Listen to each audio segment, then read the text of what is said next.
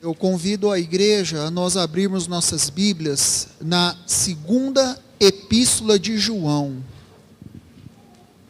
Senhor, quando oramos e quando entoamos cantos de louvor, são os homens, é a igreja falando com Deus. Mas quando chega no momento do evangelho, da pregação do evangelho, é Deus falando com os homens, é Deus falando com a igreja.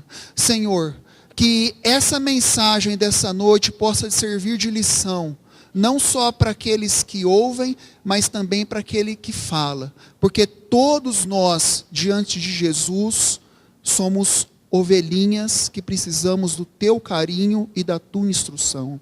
Assim nós oramos no nome de Jesus. Amém. Meus queridos, existe uma história que diz assim: um filho saiu lá do interior do seu estado e foi estudar na capital. E uma vez o seu pai foi lá na capital visitar seu filho, foi lá na casa dele visitá-lo.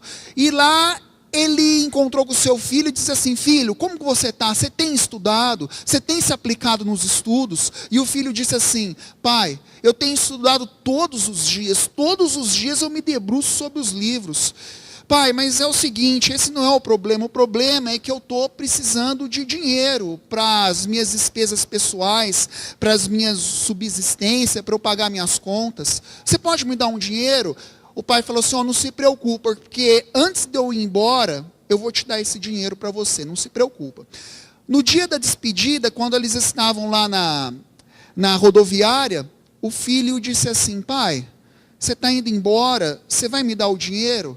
Aí o pai disse assim: filho, o dinheiro está lá na sua casa. Eu saí de lá e eu deixei num lugar que assim quando você entrar, quando você se envolver nos seus afazeres, você vai achar, não se preocupa com isso não. Tchau. E foi embora. No dia seguinte, quando o pai chegou em casa, o seu filho liga para a casa do pai e diz assim: pai, você fez boa viagem? E aí o pai diz assim: fiz, graças a Deus. Filho, deixa eu te perguntar uma coisa, você tem se aplicado nos estudos, você tem estudado, você foi aí para estudar, você tem estudado, você estudou hoje? O filho disse: pai, eu tenho estudado todos os dias, hoje eu passei o dia inteiro debruçado sobre todos os meus livros, lendo e estudando. Pai, mas eu quero saber o seguinte, e aquele dinheiro que o senhor falou que ia deixar para mim, eu procurei e não achei.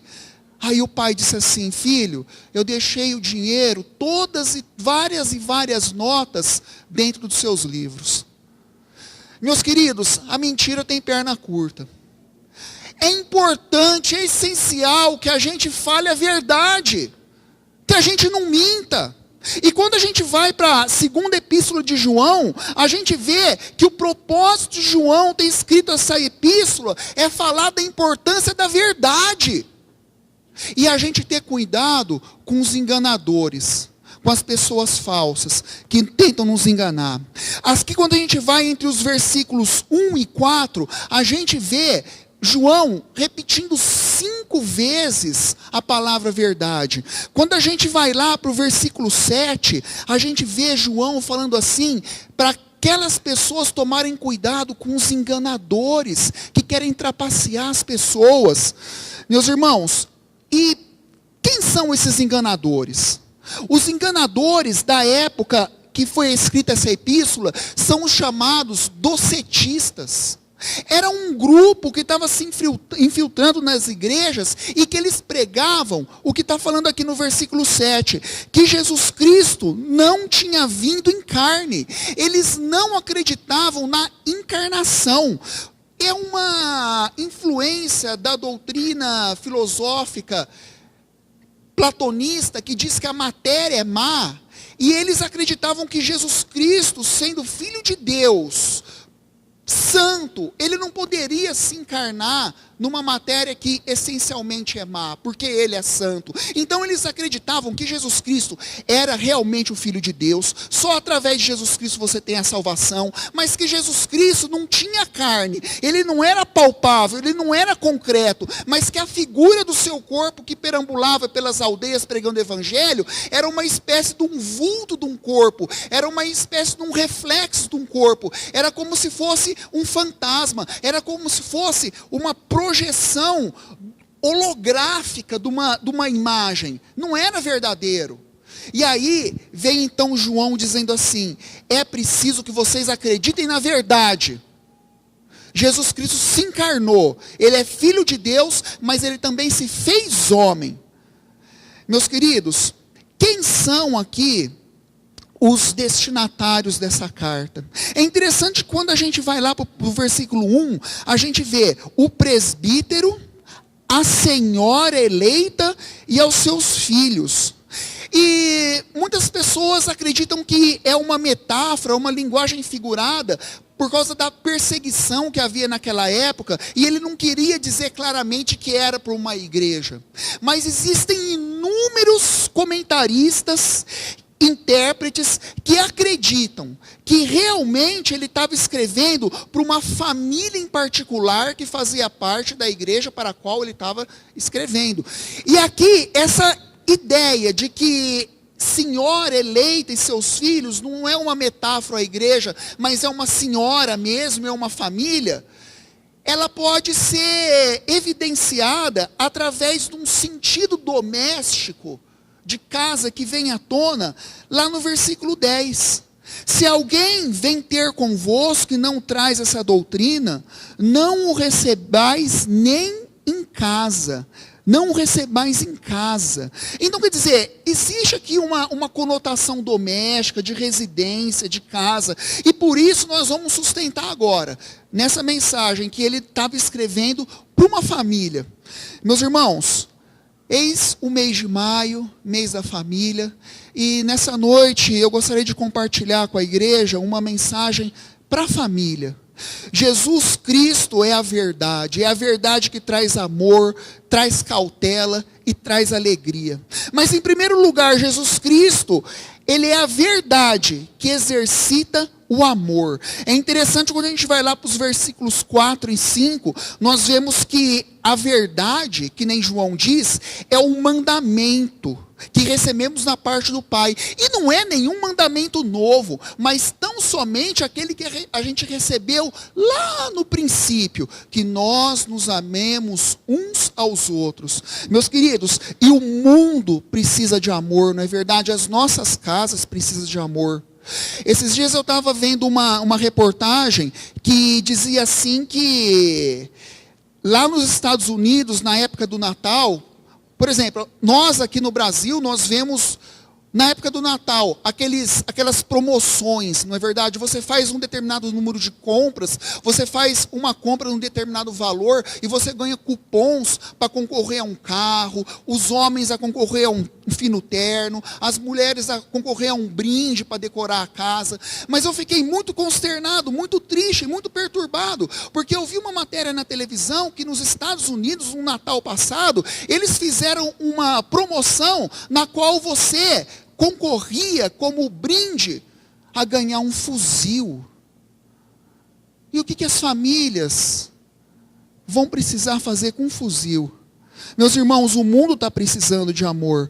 E como que a gente vai, através de Jesus Cristo, que é a verdade, exercitar o amor nas nossas vidas? Através do mandamento, que não é um mandamento novo, mas é aquele que a gente tem recebido desde o princípio, desde o começo, lá na base, lá na raiz. É interessante que os historiadores, os geógrafos, que comentam nos seus livros de história, de geografia, sobre essa região do Triângulo Mineiro, falam que Uberaba é conhecida como a princesinha do sertão. E que aqui é como se fosse o trecho de transição entre a Mata Atlântica e o cerrado e o sertão. E a vegetação, o perfil da natureza começa a mudar totalmente. Aí você começa a subir para Uberlândia, Araguari, você vê que a vegetação ela não é mais densa. Agora é a vegetação do cerrado, agora é a vegetação do sertão. As árvores são esparsas, elas são todas entrelaçadas com galhos amplos e muitas vezes com galhos tão secos que você olha e parece que está tudo, muitas vezes, tão sem vida. Mas mesmo assim, as suas folhas estão sempre verdes. E mesmo na época da estiagem, da seca, você vê a verdidão nos campos. Você vê elas dando frutos. Por que isso?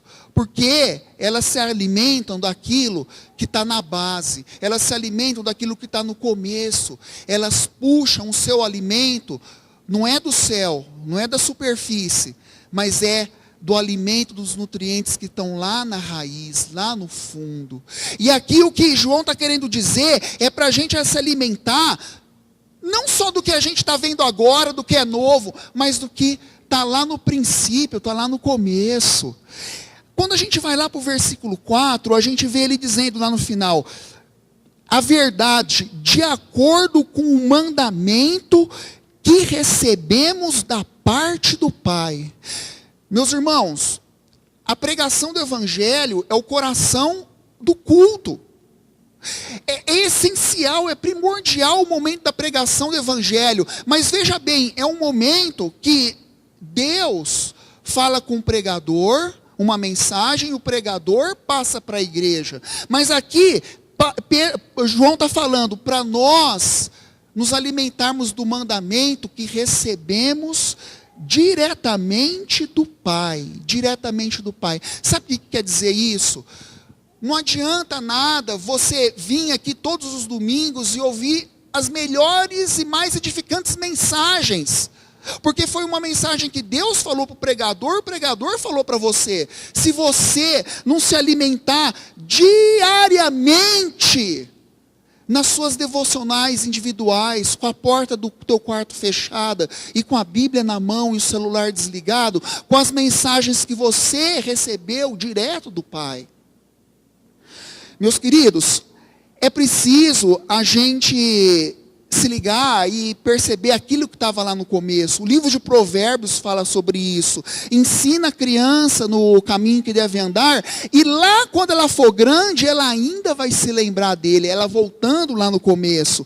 Meus queridos, casal, marido e mulher, pense numa coisa, para você vencer aqueles obstáculos do relacionamento conjugal, aquelas brigas do dia a dia, lembra-se, antes de mais nada, do que estava lá no começo.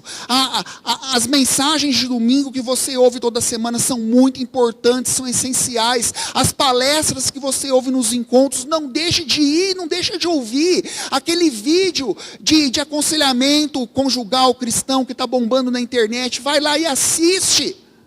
Mas não deixa de lembrar daquilo que não é nada novo, mas que você fez lá no começo, que são os votos, o compromisso no dia do teu casamento. Esposo, antes de você levantar a voz para sua esposa, lembra que uma vez num casamento você segurou na mão dela e jurou amá-la e respeitá-la eternamente. Esposa, antes de você aborrecer seu marido, lembra que você pegou na mão dele e fez um voto. A gente precisa se lembrar daquilo que está lá no começo. Meus irmãos, pais, você que tem filho, sabe aquele dia que você chega cansado em casa depois de um trabalho, exausto, moído, e tudo que você quer fazer é deixar sua maleta no sofá, tirar sua roupa, tomar um banho e deitar e dormir? E aí chega teu filho pequenininho com um caderno e uma caixinha de lápis colorido na mão. Chega teu filho com um carrinho querendo chamar você para brincar, e você fala: ai, tudo que eu queria agora é estar dormindo, descansando. Lembra que um dia você fez um voto no dia do batismo dele, de ampará-lo e dar atenção, e dar carinho, e dar amor em todos os dias da sua vida. Jovem, você que está passando por um momento difícil na faculdade, que vai começar a semana e tem 1000 convites para baladas, para bebedeiras, para promiscuidades. Você que é adolescente, está passando por lutas contra tentações terríveis. Volta lá no começo, lembre daquilo que não é novo, mas que você recebeu lá no princípio, que são os votos que você fez de santidade e de consagração ao Senhor no dia da sua profissão de fé. Meus irmãos, hoje é o primeiro dia da semana. Amanhã é segunda-feira, terça-feira, quarta-feira, a luta vai começar. Vai vir as dificuldades, vai vir as tentações. Quando bater aquela tentação no coração, de você ceder aquele pecado que está batendo na porta do seu coração, lembra daquilo que a gente vai fazer hoje, que está no princípio, que é no primeiro dia da semana, que é o exame de consciência que você vai fazer hoje, na hora da Santa Ceia do Senhor, e que aquilo sirva de força para você, quando a tentação bater lá na frente. A gente está falando de Jesus Cristo.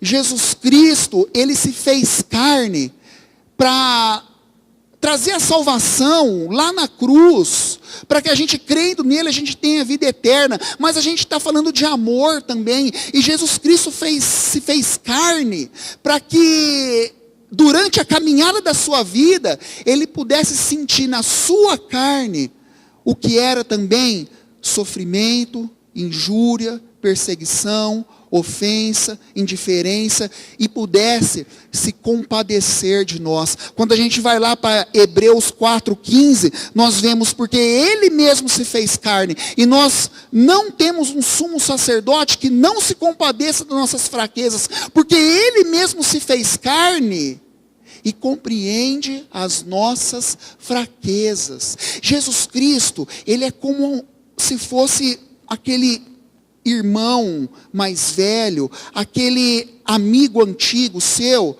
que quando você está passando por uma tribulação, um problema na sua vida, ele chegasse para você e batesse no seu ombro, e dissesse assim: eu sei o que você está passando, eu já passei por isso também. Meus irmãos, o mundo está precisando de demonstrações de amor. Uma vez eu estava vendo uma reportagem e um educador dizia assim, que qual é a melhor demonstração de amor que um pai pode fazer para os seus filhos? Qual é a melhor coisa que um pai pode fazer para os seus filhos? E aí ele não disse assim, é levar e buscar seus filhos todo dia na escola, é passar um tempo com eles toda noite brincando, jogando, dar amor, instruir, tudo isso é muito importante, mas sabe o que foi que ele disse? A coisa mais importante que o pai pode fazer para os seus filhos é demonstrar o amor através do qual ele trata a sua esposa.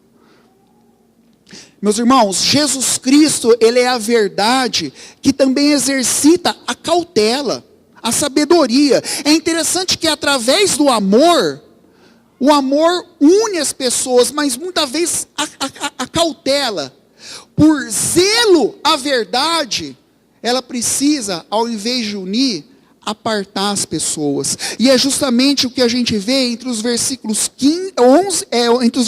7 e 11. Nós vemos que João, ele adverte aquela família dos enganadores, aquelas pessoas que estavam pregando que Jesus Cristo não tinha encarnado, e que eram para elas jamais receber eles em casa, e também nem sequer dar boas-vindas, porque senão, só no dar boas-vindas, as pessoas estavam se fazendo cúmplice com eles, sob o perigo, sob a ameaça de se perder tudo aquilo que eles tinham construído até então.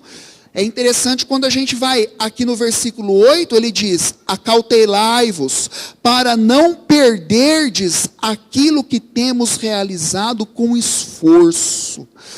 Meus irmãos, existe na mitologia grega a história do inútil esforço de Sísifo.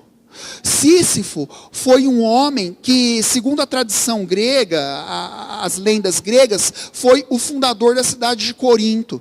E ele uma vez enganou o deus Zeus. E Zeus então deu uma punição para ele, que eternamente,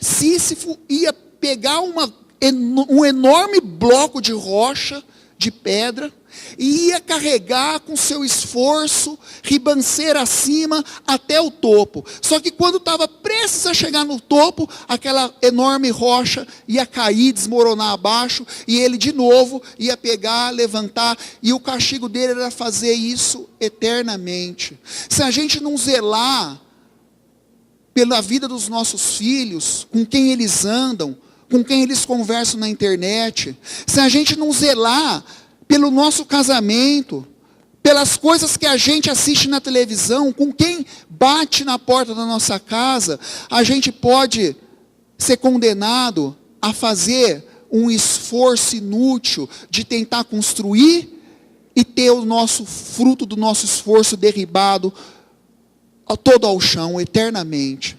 A gente não pode perder o esforço que a gente tem feito para construir os nossos lares. E é preciso dizer não. Aqui ele está querendo dizer a importância de dizer não. Para preservar os nossos lares é preciso ter cautela. As nossas casas precisam de segurança.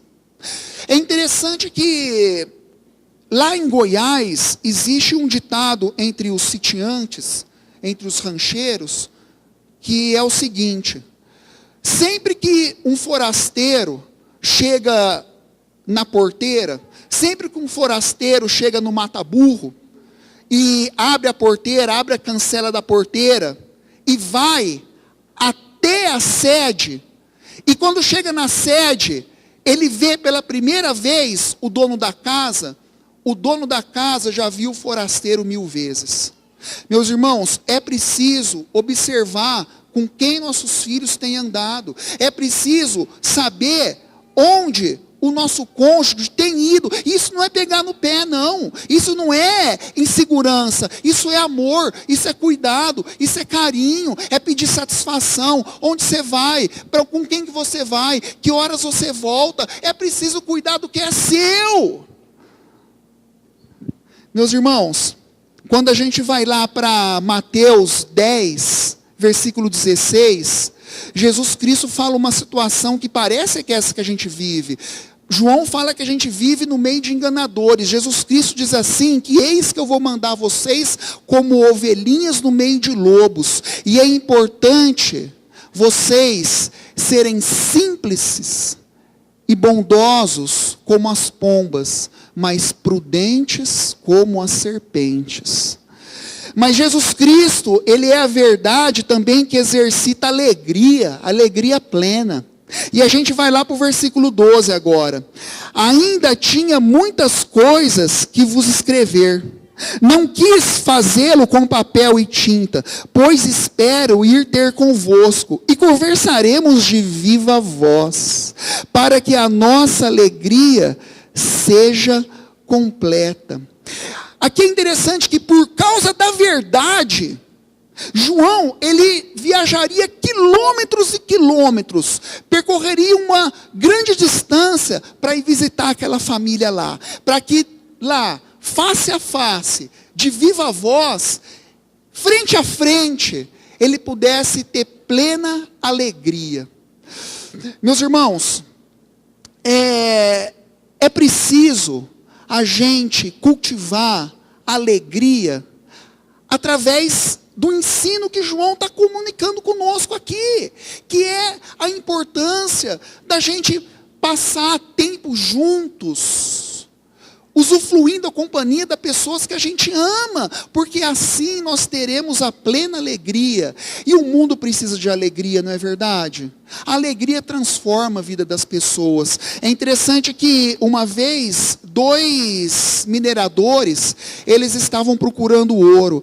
E eles então acharam um veio de ouro numa parede de rocha. O veio é uma linha de uma rocha que se destaca entre a parede rochosa. E levava a uma imensa pepita de ouro. E eles ficaram malucos, eles falaram, vamos voltar para a cidade para pegar picaretas e explosivos para a gente poder remover essa pepita, porque com o que a gente tem aqui não dá para remover. Então, eles falaram assim, olha, ninguém vai falar uma palavra sequer para as pessoas da cidade que nós achamos esse ouro, senão eles vão vir aqui. Então, eles saíram com um sorriso enorme no rosto, sem dizer uma palavra, foram até a cidade, compraram seus equipamentos, e no caminho de volta, a cidade inteira estava atrás deles. E aí um falou para o outro, você falou alguma coisa? Você falou, não falei nada. Então a multidão falou assim, peraí, ninguém falou nada, basta olhar na cara de vocês que vocês acharam ouro. Meus irmãos, a alegria muda a vida das pessoas, a gente precisa de alegria, não é verdade? E aqui a grande dica que ele dá é para a gente passar tempo com as pessoas que a gente ama. E aqui, olha que interessante, ele diz assim, aqui é um ensinamento claro, óbvio, é óbvio o que eu vou falar agora.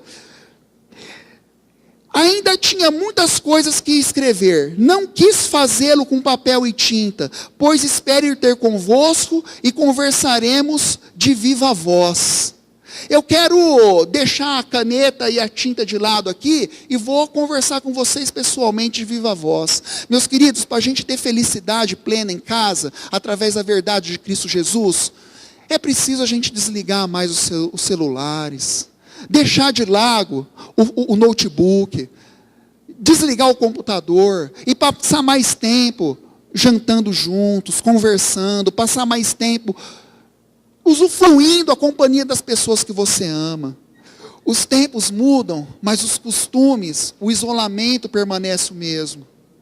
Meus irmãos, é preciso a gente compreender que mensagens e gestos não podem substituir, muitas vezes, palavras. O que é essencial dizer em palavras.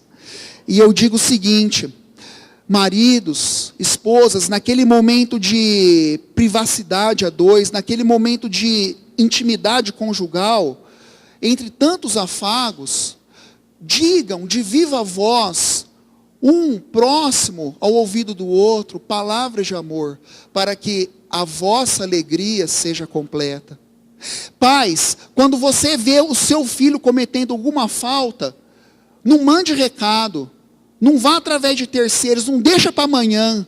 Vá lá pessoalmente diante dele e diga de viva voz aquilo que ele precisa ouvir para ser corrigido, para que você não venha a ter desfortúnios e desgostos lá na frente, para que a sua alegria seja completa. Você que está passando por um momento que você tem uma divergência muito grande com alguém, que você passou por uma confusão, por um mal-entendido, você se separou de uma pessoa que você tanto gosta, e você está morrendo de vontade de voltar até aquela amizade que você tinha com ela, naquela intensidade que você tinha, você está morrendo de vontade de chegar para ela e dar um abraço. Não manda mensagem no WhatsApp, não manda recados por terceiro, mas vai lá ter com ela e em viva voz, fala para ela que você está morrendo de saudade dela, que você perdoa ela, e que você pede perdão, e que você quer ter a amizade restaurada, para que a sua alegria seja completa. Meus irmãos, a gente está falando aqui de Jesus Cristo, a gente está falando aqui de intimidade, da gente ter alegria através de pessoas que estão presentes. E aqui, João combatia os docetistas porque eles acreditavam que Jesus Cristo era só uma figura de um corpo, e não um corpo mesmo, era uma holografia. Mas Jesus Cristo, Ele veio nos trazer o seu amor e a sua alegria para nós, não porque Ele era uma figura de um corpo, mas porque Ele estava em carne e osso. O problema nos dias de hoje é que muitos pais e muitas mães estão só como uma figura de um corpo, estão só dentro de casa como uma mera projeção de uma holografia e não estão de carne e osso dentro das suas casas. Meus irmãos, vamos desligar mais o celular, vamos desligar mais o notebook, vamos conversar com as pessoas que a gente ama em viva voz, para que a nossa alegria seja completa.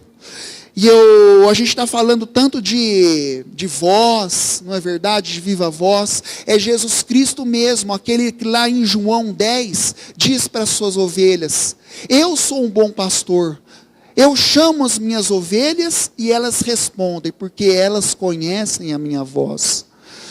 E concluindo essa mensagem, meus queridos, eu queria dizer para vocês, pode ser que você está passando por uma grande tribulação no seu casamento, você está sendo bombardeado, seu esposo, sua esposa, por problemas de todos os lados, e parece que você está vendo Jesus Cristo se distanciando cada vez mais. Parece que no seu lar está acontecendo o que João está dizendo aqui, os enganadores estão entrando cada vez mais, rodeando cada vez mais o seu lar, e querendo tirar a consagração dos teus filhos. E você fica pensando, e o que vai ser amanhã? Será que o meu lar vai ser preservado? Será que a verdade vai ser preservada no meu lar? Meus irmãos, faça a sua parte. Faça a sua parte. Cautela.